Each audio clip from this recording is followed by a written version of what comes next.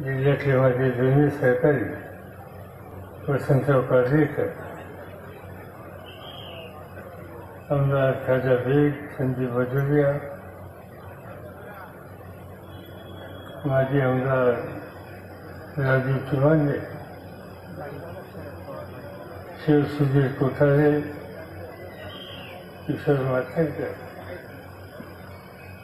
पक्षाचे जिल्ह्याचे अध्यक्ष संजय राऊत,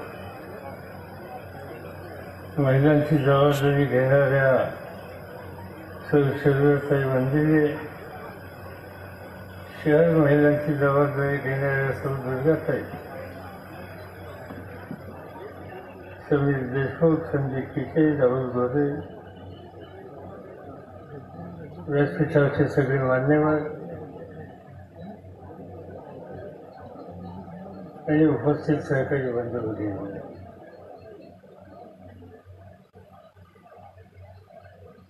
बऱ्याच दिवसातून आज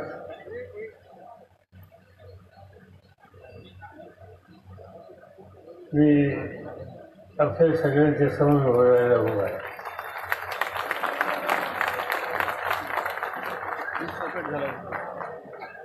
तर आपण सगळ्यांनी अनिल बाबूंचं या ठिकाणी स्वागत केलं. मी आपल्या सगळ्यांचा मनापासून आभारी आहे.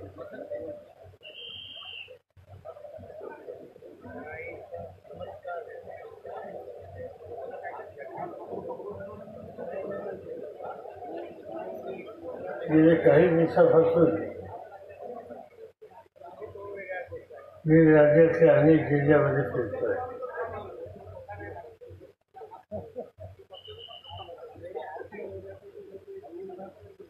मराठवाड्यातल्या काही जिल्ह्यामध्ये जाऊन आलो. पश्चिम महाराष्ट्रातल्या काही जिल्ह्यामध्ये जाऊन आलो. मध्यंतरी कोकणामध्ये सुद्धा गेलो.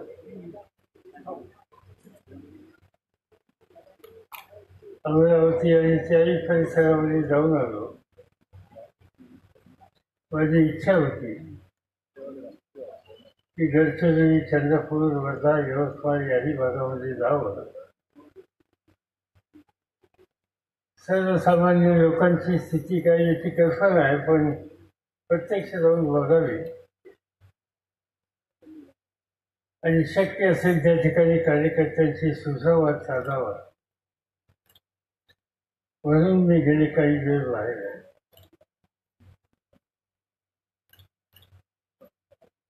मला आनंद आहे की कालपासून मी आपल्या जिल्ह्यामध्ये आहे. अनेक नव्या जुन्या सहकार्यांना भेटतात. विविध संघटना ज्या आहेत, शिक्षकांची असतील, शेतकऱ्यांची असेल, सरकारी कर्मचाऱ्यांची असेल, महिलांची असेल, अशा अनेक संघटनेच्या सहकारी मित्रांना भेटण्याची संधी मिळाली. त्यांनी काही प्रश्नाची मांडणी माझ्याकडे केली, पण प्रश्न सोडवायचा अधिकार आज माझ्या हातामध्ये नाही. पण प्रश्न योग्य ठिकाणी पोहोचवण्याच्या संबंधीची काळजी ही मला घेणं शक्य आहे.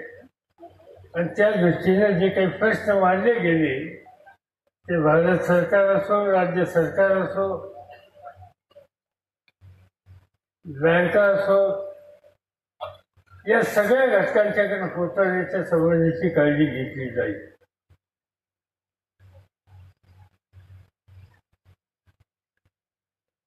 प्रश्न खूप आहेत. या जिल्ह्याचा नवलौकिक संबंध देशामध्ये आणि देशाच्या बाहेर आहे. राष्ट्रपिता महात्मा गांधींचं वास्तव्य या जिल्ह्यामध्ये काही वर्ष होतं. विनोबा भावेंनी आपल्या आयुष्याचा फार मोठा कालखंड पवनारांनी या जिल्ह्यामध्ये घालवला. नंतरच्या काळामध्ये हा गांधीजींचा विचार लक्षामध्ये घेऊन खेड्यापाड्याची शेतकरी समाजाची नेतृत्वाची एक फळी या जिल्ह्यामध्ये उभी झाली, ज्याच्यामध्ये मला प्रकर्षाने बापूरावजी देशमुख आणि म्हणून चिंता करू नका. माहोल बदलत नसतो, माहोल आपण बदलायचा असतो.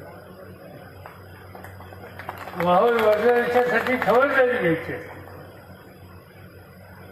संघटनेची कक्षा वाढवायची असते. आज तुमच्या संघटनेमध्ये विस्तार करण्याच्या संबंधीची खबरदारी तुम्ही घेतली पाहिजे. आणि मला या जिल्ह्यात आल्याच्या नंतर माझ्या खांद्याला खांदा लावून बसणारे आमचे सहकारी आहे, त्या सहकार्यामध्ये नुसतं एकटा राजू तिमांडे बघून चालणार नाही. आणखीन काही तेली समाजातले नेते त्या ठिकाणी असले पाहिजे. तेली, माळी, साळी, काळी, बौद्ध, मातंग, सर्वकार, मुस्लिम, ख्रिश्चन या सगळ्यांचा पक्ष म्हणजे राष्ट्रवादी काँग्रेस होता. आणि या सगळ्यांना घेऊन जाणारा, सगळ्यांना नेतृत्वाची संधी देणारा आज राष्ट्रवादी काँग्रेस पक्ष म्हणून या पक्षाची ओळख या जिल्ह्यामध्ये करून देण्याची खबरदारी आपण सगळ्यांनी केली. आज महाराष्ट्राचं नेतृत्व कोण करतं? राष्ट्रवादी. सुनील तटकरे गवळी समाजातले, त्यांच्या मतदारसंघात त्यांच्या समाजाचे 500 लोक नाही, महाराष्ट्राचं नेतृत्व करतात. आज महाराष्ट्राच्या विधानसभेमध्ये, विधान परिषदेमध्ये राष्ट्रवादीचं नेतृत्व कोण करते? धनंजय मुंडे, समाजातला एक लहान घटक, पण कर्तृत्व आहे. लोकांच्यासाठी संघर्ष करायची तयारी या दोघांची आहे. राष्ट्रवादी काँग्रेस पक्षाच्या कार्यकर्त्यांनी त्यांच्या हातामध्ये नेतृत्वाची धारणा दिली. आणि हाच एक विस्तार ठिकठिकाणी संघटनेचा व्यासपीठामधून आणि संघटनेमध्ये आपण सगळ्यांनी केली तर दिवस बदलतील, त्याच्यामध्ये माझ्या मनामध्ये कुठल्या प्रकारची शंका नाही. आणि त्या रस्त्याने जाण्याच्या बद्दलची अवस्था आपण केली पाहिजे. किती अडचण येतात. कोणता वर्ग खुश आहे सांगा? शेतकरी खुश आहे, व्यापारी खुश आहे, मध्यमवर्ग खुश आहे, बेरोजगार तरुण वर्ग खुश आहे, आयाबहिणी खुश आहे, समाजाचा अल्पसंख्याक वर्ग खुश आहे. कोण खुश? कोणता वर्ग आहे? देशात सांगितलं गेलं होतं की अच्छे दिन आएंगे, अच्छे दिन आने के बाद देशाचं चित्र बदलेल असं वाटतं. पण मला कुठं अच्छे बदलायचं चित्र दिसत नाही. अनेक आश्वासनं दिलेली होती. त्या अच्छे दिन लागलं काय? पैसा वापिस आना चाहिए कि नहीं आना चाहिए? हिंदुस्तान के एक गरीब आदमी को मुफ्त में 15-20 लाख रुपए भी मिल जाए. आपने ब्लैक मनी की बात करी. ब्लैक मनी भी मुद्दा बना हुआ है. माना आप कह रहे हैं कि हमने तो एसआईटी बना दी थी, हम एक्शन ले रहे हैं और पूरी कार्रवाई हो रही है और काला धन आएगा, लेकिन जो चुनावी भाषण में प्रधानमंत्री ने बात कही उसको वो बार बार दोहरा रहे हैं कि 15 लाख रुपए अकाउंट में क्यों नहीं आ रहे. देखिए ये जुमला है, किसी के अकाउंट में 15 लाख रुपए कभी नहीं जाता, वो उनको भी मालूम है और आपको भी मालूम है और देश की जनता को भी मालूम है. देखिए ये जुमला है, किसी के अकाउंट में 15 लाख रुपए कभी नहीं जाता, वो उनको भी मालूम है और आपको भी मालूम है और देश की जनता को भी. अच्छे दिन आए हैं. बरं सांगितलं काय या ठिकाणी ही सगळी आश्वासनं दिली की निवडणुकीच्या काळामध्ये लोकांना फसवणूक करण्याच्या संबंधीची भूमिका घेऊन आश्वासनं दिली. लोकांना वाटलं की आता बदल होतो, आमच्या संसारात बदल होतो, देशाला का पुढे नेण्याच्या दृष्टीने एक कोणतरी महान व्यक्ती आलेली आहे आणि देशामध्ये परिवर्तन करणार आहे. लोकांनी विचार केला मताचा पाठिंबा दिला. लोकशाहीमध्ये मताचा पाठिंबा देऊन कुणाला निवडून द्यायचा अधिकार हा लोकांचा आहे, तुम्हा सगळ्यांचा. पण तो अधिकार बजावत असताना तुमची फसगत झाली असेल तर फसगत कोणी केली, कधी केली आणि त्यातनं कधी बाहेर निघायचं याचा विचार हा आपण सगळ्यांनी केला पाहिजे.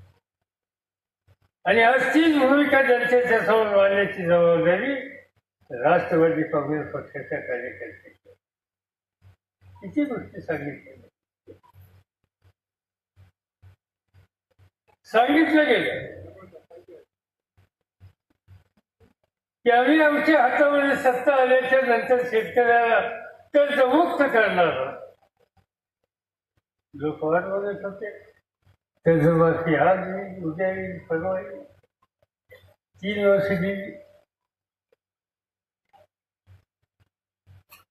वायदा केलेला होता. मुख्यमंत्र्यांचा समोर वायदा केला होता, त्यांनी स्वतः वायदा केला होता आणि तो वायदा पुरा केला नाही. आणि त्याचा परिणाम काय झाला? आज महाराष्ट्राच्या कानाकोपऱ्यामध्ये राज्याचे मुख्यमंत्री कुठेही गेलो की तरुण माणसं एक गाणं गावतात. कोणतं गाणं लक्षात आहे? पंकजाताई पालवेच आहे आणि म्हणून पंकजाताईंनी गेल्या 3 दिवसापासून या सोयाबीनच्या शेतकऱ्याची होणारी लूट स्वतः दिंडीमध्ये पायी चलून हे शेतकऱ्याला सांगत आहेत. मला एका गोष्टीचा आनंद आहे की माझ्या पक्षाचे प्रदेशाचे अध्यक्ष, माझ्या पक्षाच्या युवा मोर्चाचे अध्यक्ष, माझ्या पक्षाचे सरचिटणीस, सगळा पक्ष सोयाबीनवाल्या शेतकऱ्याच्या पाठीशी थांबलाय. सोयाबीनवाल्याला यश मिळणार ही काळ्या दगडावरची पांढरी रेग आहे, ही सुरुवात आहे. ज्या प्रकारे शेतकऱ्यांवर अन्याय होतोय, सोयाबीनला भाव मिळत नाही, कापसाला भाव मिळत नाही, शेतकरी कर्जबाजारी झालाय, सरकारची कुठली मदत नाही, शेतकरी आत्महत्या करतोय, सरकार त्याच्याकडे पाहायला तयार नाही. आणि म्हणून शेतकऱ्याच्या शेतमालाला भाव मिळाला पाहिजे, सोयाबीनला भाव मिळाला पाहिजे, याकरता पाशा पटेल यांच्या नेतृत्वामध्ये या ठिकाणी ही शेतकरी दिंडी निघालेली आहे. आणि या शेतकरी दिंडीच्या माध्यमातून संपूर्ण मराठवाड्यामध्ये जागर, शेतकऱ्यांमध्ये जागर तयार करण्यात येणार आहे. आणि 1 लाख शेतकऱ्यांच्या सह्यांचं निवेदन हे माननीय राजनाथ सिंगजी यांच्या हस्ते माननीय पंतप्रधानांना देण्यात येईल. आणि त्यांना सांगण्यात येईल की जर शेतकऱ्यांच्या पाठीशी तुम्ही उभे राहिले नाही तर शेतकरी हा तुमच्या विरोधात उभा राहायला तयार आहे.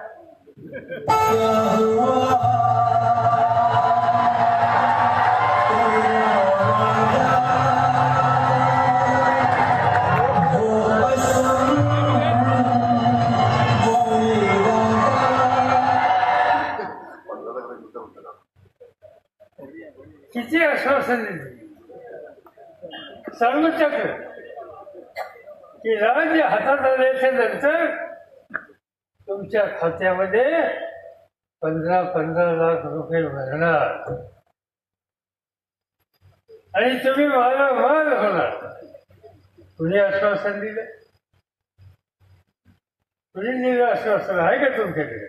चोरी किया हुआ पैसा वापस आना चाहिए कि नहीं आना चाहिए? हिंदुस्तान के एक गरीब आदमी को मुफ्त में 15-20 लाख रुपए भी मिल जाए. ब्लैक मनी की बात करी. ब्लैक मनी भी मुद्दा बना हुआ है. माना आप कह रहे हैं कि हमने तो एसआईटी बना दी थी, हम एक्शन ले रहे हैं और पूरी कार्रवाई हो रही है और काला धन आएगा, लेकिन जो चुनावी भाषण में प्रधानमंत्री ने बात की उसको वो बार बार दोहरा रहे हैं कि 15 लाख रुपए अकाउंट में नहीं आए. देखिए ये जुमला है. किसी के अकाउंट में 15 लाख रुपया कभी नहीं जाता, वो उनको भी मालूम है और आपको भी मालूम है और देश की जनता को भी मालूम है. आता सांगितलं काय आणखी? या देशातल्या शेतकऱ्यांनी चिंता करण्याचं कारण नाही. आम्ही त्याला हमी भाव देणार आहोत. थोड्याचे नाटक पाहिलं आपण.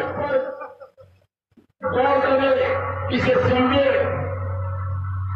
हमने कहा कि हम सरकार में आएंगे तो किसान को जो लागत लगती है खेती करने में, उसका जो इनपुट कॉस्ट है, बीज होगा, पानी होगा, बिजली होगी, खाद होगा, दवाइयां होगी, मजदूरी होगी, जितना भी प्रकार का खर्चा होता है उस खर्चे का हिसाब लगाया जाएगा। उसके ऊपर 50% मुनाफा जोड़ दिया जाएगा और जो बनेगा वो सफेद प्राइस होगी। आप कल्पना कर सकते हैं, अब कोई सरकारी मुलाजिम किसान को लूट नहीं पाएगा और इसके कारण कभी भी किसान को अपना माल बेचने में कभी झिझक नहीं होगी, किसान का कोई शोषण नहीं कर पाएगा। ये काम हमने करने का निर्णय किया।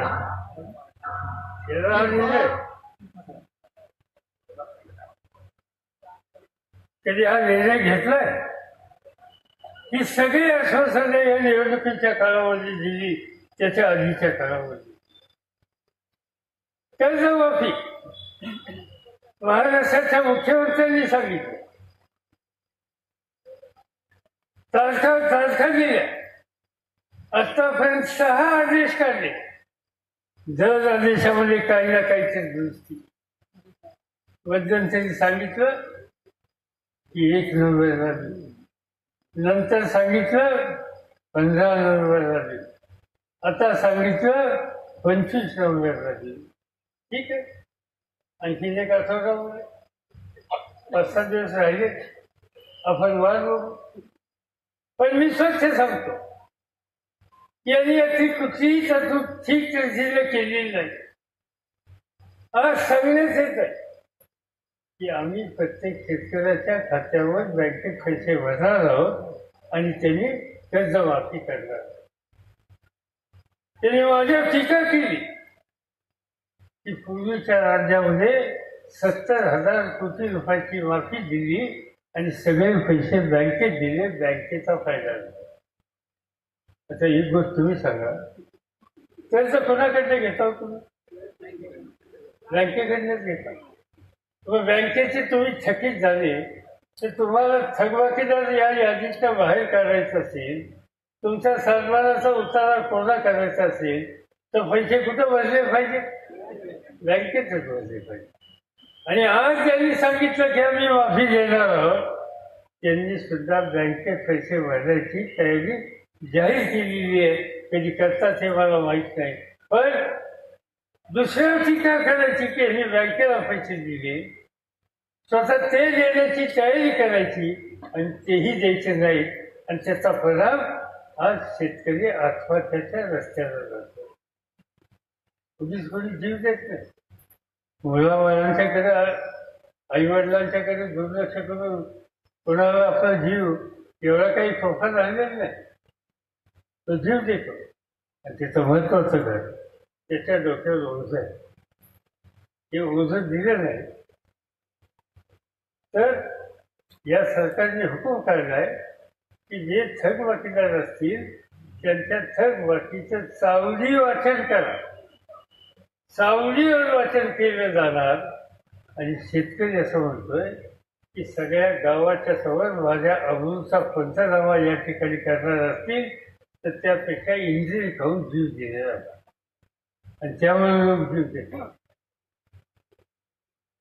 कर्जमाफीचा निकाल झाला म्हणजे घोषणा झाली, निकाल खुर्चीत आलेला नाही. पण याची घोषणा झाल्याच्या नंतर विदर्भामध्ये गेल्या 2-3 महिन्यामध्ये 690 शेतकऱ्यांनी आत्महत्या केली. आणि त्याचं रेकॉर्ड जे यवतमाळचं आहे, ज्या यवतमाळने महाराष्ट्राच्या शेतीला नेतृत्व दिलं. वसंतराव नाईकांच्या सारखा शेतीनिष्ठ मुख्यमंत्री दिला. सबंध राज्यामध्ये हायब्रिड आणि आधुनिक शेती या संबंधीचं मार्गदर्शन केलं. आज त्या जिल्ह्यामध्ये आत्महत्याची संख्या जास्त होते. आम्ही कुठे चालतो? आणि म्हणून मला आठवत आहे की निवडणुकीच्या आधी एक जाहिरात यायची, मला माहिती नाही तुम्ही पाहिली का नाही, कुठं लिहून ठेवला ह्या महाराष्ट्र? आठवत आहे का? कोणी जाहिरात बघितली? कुठं लिहून ठेवला आहे महाराष्ट्र? आता फडणवीस साहेबांना विचारायची वेळ आलेली आहे की 3 वर्षामध्ये महाराष्ट्र कुठं लिहून ठेवला? या ठिकाणी आत्महत्याची वेळ आली. लोक कर्जबाजारी झालेले, संस्था उद्ध्वस्त व्हायला लागलेल्या आहे, शेतीचा धंदा उद्ध्वस्त व्हायला लागलेला आहे. कशाची तुम्ही आम्हाला या ठिकाणी पाठिंबा देत नाही, साथ देत नाही. कुठं नेऊन ठेवला महाराष्ट्र तुम्ही 3 वर्ष. व्यापारी वर्ग या देशाचा महत्वाचा वर्ग. मी बघत होतो मागच्या निवडणुकीच्या कालखंडामध्ये देशात कुठेही गेलो तर व्यापारी एकदम जोरात एकच घोषणा द्यायची, मोदी मोदी मोदी.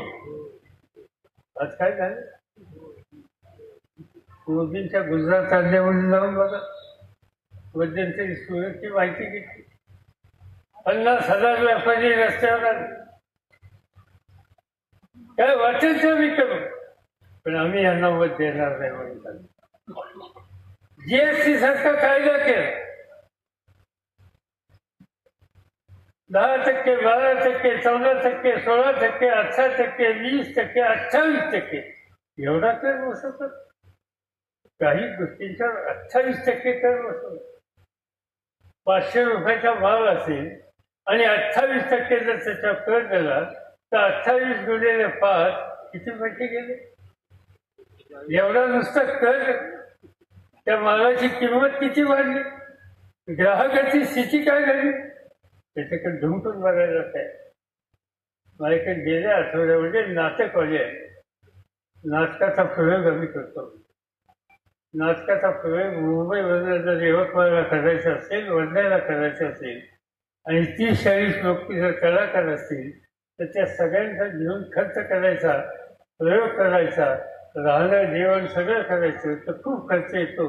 आणि त्यामुळं आमची इच्छा असो अथवा नसो आम्हाला 500 रुपयापर्यंत सुद्धा तिकिटाचे दर ठेवावे लागतात. आणि 500 रुपयाचा दर आम्ही ठेवल्याच्या नंतर त्याला 18% कर जर बसला तर त्याच्यातून आम्हाला मिळणारं निव्वळ उत्पन्न होतं, ते उत्पन्नही जातं. आज आम्हाला नाटकाचा खेळ करणं सुद्धा शक्य नाही. या प्रकारचा कर आज या राज्य सरकारने या देशामध्ये होतो. आणि हा जीएसटीचा कर आणि तो सर्वच सर्व जाहीर केलं की आम्ही आता काही गोष्टी त्यातनं बघायला. मी वाट बघत होतो त्या वस्तूंची यादी वाचायला. काही माफ केला. कशाचा कर्ज माफ केला? लिपस्टिक. आता लिपस्टिक काय रोज लागते, सकाळ संध्याकाळ 2 वेळेस जेवायला? कशाचा कर्ज माफ केला? तर लिपस्टिक. आणखीन काही गोष्टी आहेत अशा की ज्या रोज कधीही लागत नाही.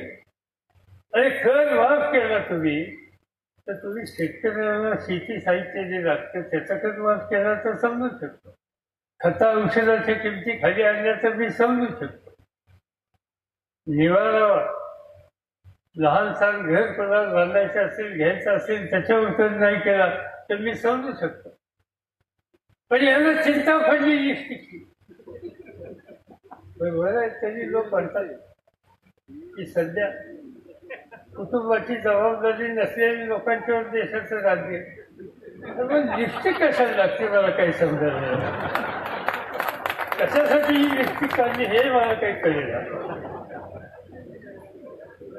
आज या सगळ्या गोष्टी ज्या पद्धतीने या देशामध्ये घेऊन चाललेल्या ते पाहिल्याच्या नंतर आज सर्वसामान्य माणसाला ध्यानात आलेलं आहे की आपल्याकडून चूक झाली. आणि म्हणून मगाशी सांगितलं होतं एका ह्याच्यामध्ये की ज्या गुजरातमध्ये प्रचंड संख्येनं कामगाराच्या चित्रावर शिक्का मारला, आज त्या गुजरातच्या कुठल्याही दुकानामध्ये तुम्ही गेलात तर व्यापाऱ्यांनी दिलेल्या पावतीच्या शेवटी एक वाक्य दिलेलं होतं, हो गई भूल कमल का फूल. आणि हे कोण म्हणतंय? गुजरातमधले व्यापारी म्हणताय. आणि छापील त्यांच्या बिलाच्या खाली त्यांनी त्या संबंधीची स्थिती केली. आणि म्हणून शेतकरी असो, व्यापारी असो, सगळे संकटावर.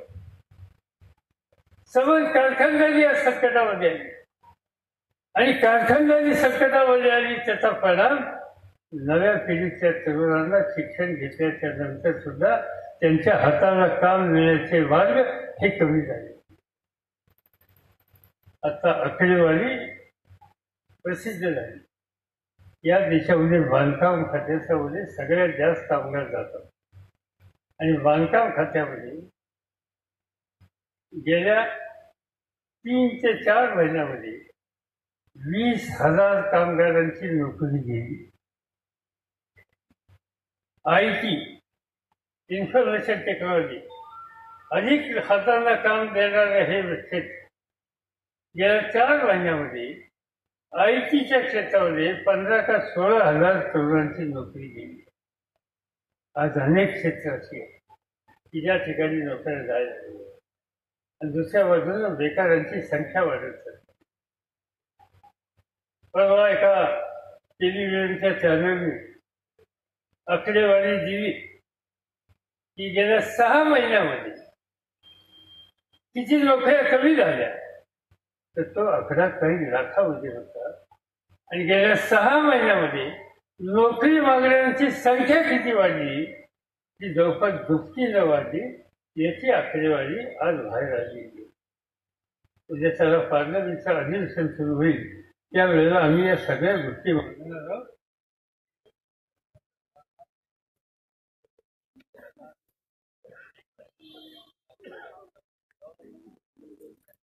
अभी एग्जिट के तो बस मोबाइल से जनरेटर मार उडी मार वरून मार मार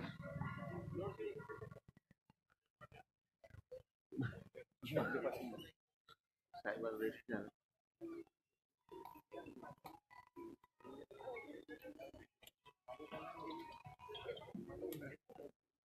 हे बघ टाइम नाही करायचा असं करायचं. हॅलो हा भाऊ वर्दीला आहे, थोड्या वेळानं फोन करतो.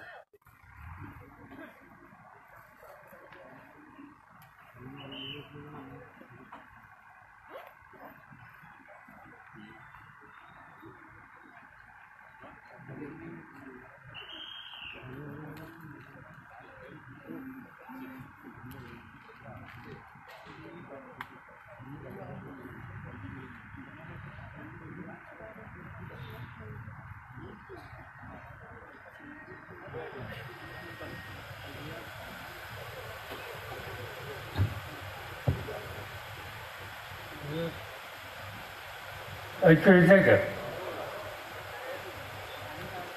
आणि म्हणून मी आपल्याला हे सांगत होतो की ज्या ज्या गोष्टीच्या संबंधीचा विश्वास दिला गेला त्याच्या एकाही गोष्टीची पूर्तता आज झालेली नाही. हे चित्र आपल्या सगळ्यांना ठिकठिकाणी बघायला मिळतं. काल मी तुमच्या शेजारच्या जिल्ह्यामध्ये होतो. सोन्यासारखं कपाशीचं पीक आणि त्या पिकावर संकट आहे. काही ठिकाणी लाल्या आहे,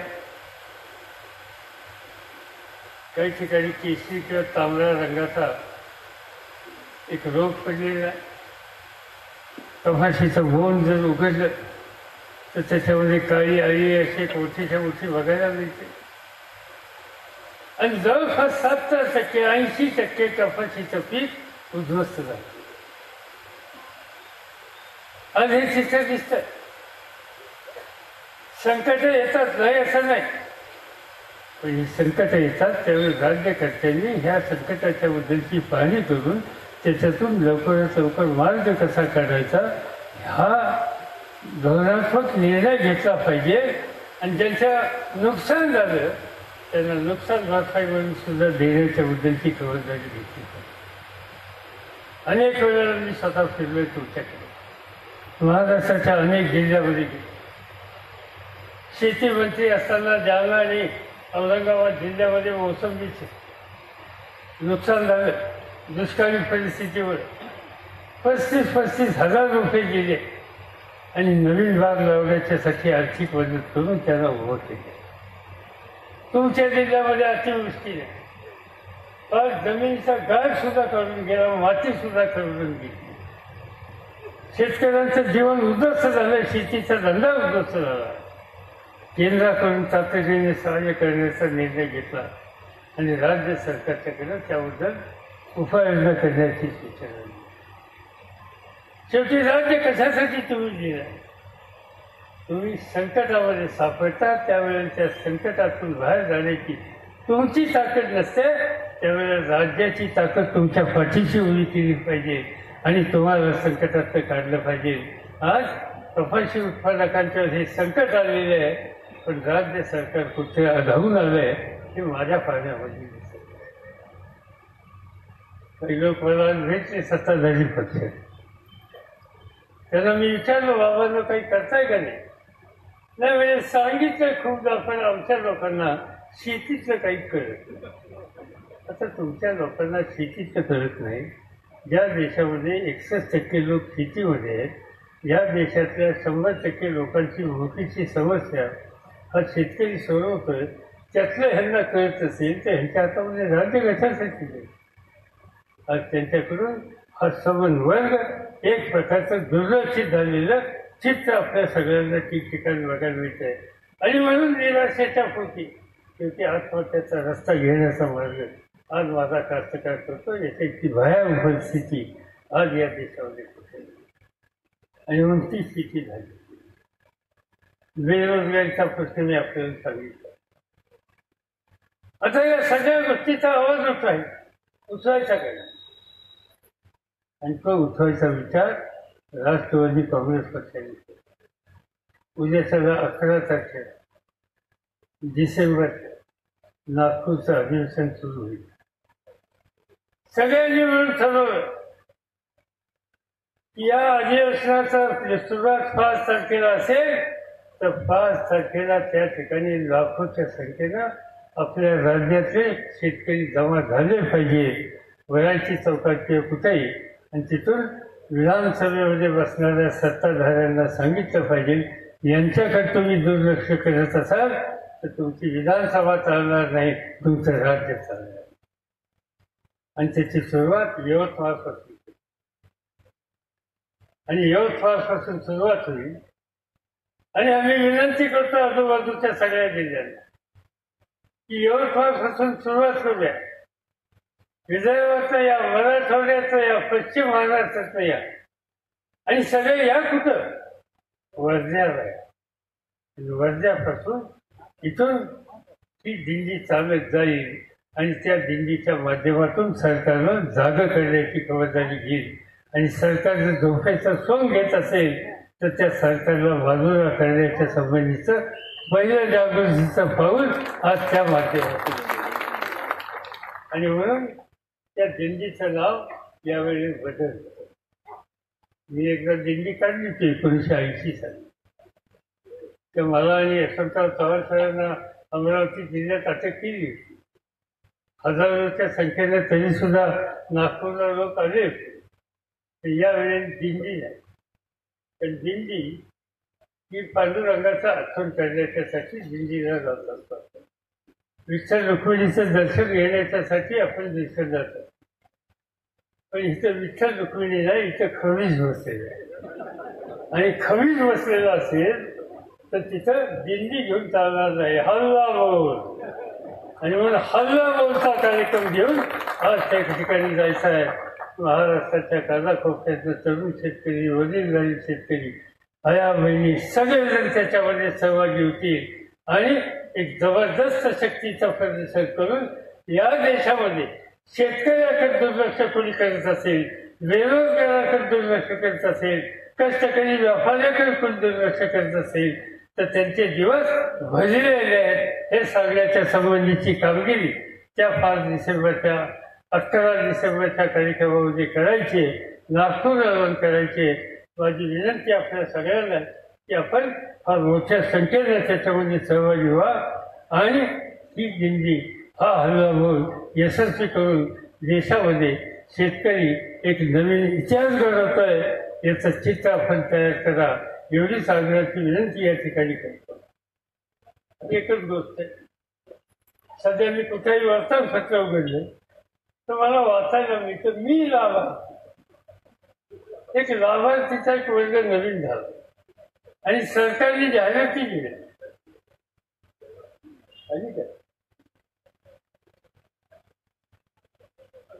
दिसत नाही. आता ही जाहिरात आहे ही जाहिरात तुम्हाला नीट वाचता येत नाही, पण त्यातल्या काही गोष्टी मी फक्त वाचून दाखवत्या खरं आहे का सांगा. त्याच्यात पहिलं म्हणलेलं आहे, ऐतिहासिक अशी छत्रपती शिवाजी महाराज शेतकरी सन्मान योजने अंतर्गत 34,022 कोटी रुपयाची कर्जमाफी देण्यात आली आहे आणि सुमारे 70 लाख शेतकऱ्यांना त्याचा लाभ होऊन थकीत किंवा अडचणीत असलेल्या 90% शेतकऱ्यांचा सातबाराचा उतारा कोरा करण्यात आलेला आहे.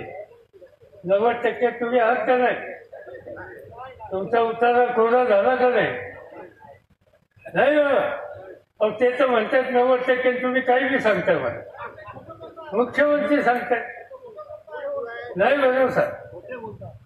पुढे त्यांनी काय सांगितलं की शेतकऱ्याच्या पिकाला उत्तम किंमत मिळवून दिल्यावर शेतकऱ्याचं उत्पन्न 40,000 कोटीनं वाढलं. बाबा एवढं 40,000 कोटी ठेवले कुठे तुम्ही? कोणत्या बँकेत ठेवले? तर खाली लपून ठेवले. एवढं मोठं गव्हा काही साधी गोष्ट आहे का जवळ? 40,000 कोटी तुम्हाला मिळाले. 40,000 कोटी तुमचं उत्पन्न वाढलं. काय सांगताय? आमच्याकडे म्हण आहे, लबाडाच्या घरचं अवतान जेवल्याशिवाय खरं. लबाडाच्या घरचं निमंत्रण जेवल्याशिवाय खरं नाही. निमंत्रण दिलं सगळ्या गावाला. भारी माणूस होता. त्यांनी सांगितलं की आज माझ्याकडे गाव जेवण, सगळ्यांनी यावं. ताट वाटी घेऊन फक्त याच्या कोणाच्या घरात चूल पेटवायची नाही. सगळं गाव खुश. म्हणजे काय भारी पाटील घेतलं. चूल दिली काय पेटवायची काय म्हणजे सगळ्या खुश. सगळ्यांनी ताटं बिटं घातली, वाट्या दिल्या आणि लाईनीतून 11 वाजता बसली. जेवण होतं 12 वाजता, पण 1 तास आधी येऊन बसले. 12 वाजले, 1 वाजला, 1:30 वाजला, कशाला कुणाचा पण निमंत्रण ज्यांनी दिलं त्याच्या घरी गेलं तर मोठं कुटुंब होतं आणि ती सगळं कुटुंब निघून गेलं. तेव्हा लोकांना कळलं हे निमंत्रण लवाडाच्या घरचं. आत्ताचं हे सगळे 40,000 कोटी सगळे कर्जमाफी देऊन टाकली, भाव वाढवून दिले, या सगळ्या गोष्टी हे लवाडाच्या घरचं लावता नाही. निमंत्रण आहे की जेवणाचं खरं नाही, जेवण मिळणार नाही, जेवणाची वेळ झालेली आहे. त्यामुळे आता ही सभा संपवतो. नाही तर तुम्ही भुकेला राहाल आणि मी भुकेला राहील, ती परिस्थिती यायला नको.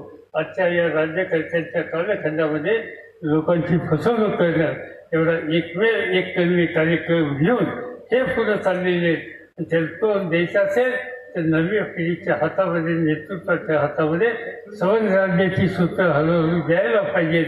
आणि त्यासाठी राष्ट्रवादी काँग्रेस पक्षाच्या नेतृत्वाला तरुणांना एका ज्योतीनं तुम्ही त्यांची सगळी तुमची शक्ती त्यांच्या पाठीशी उभी करा, हीच विनंती या ठिकाणी करतो आणि माझे 2 शब्द या ठिकाणी संपवतो.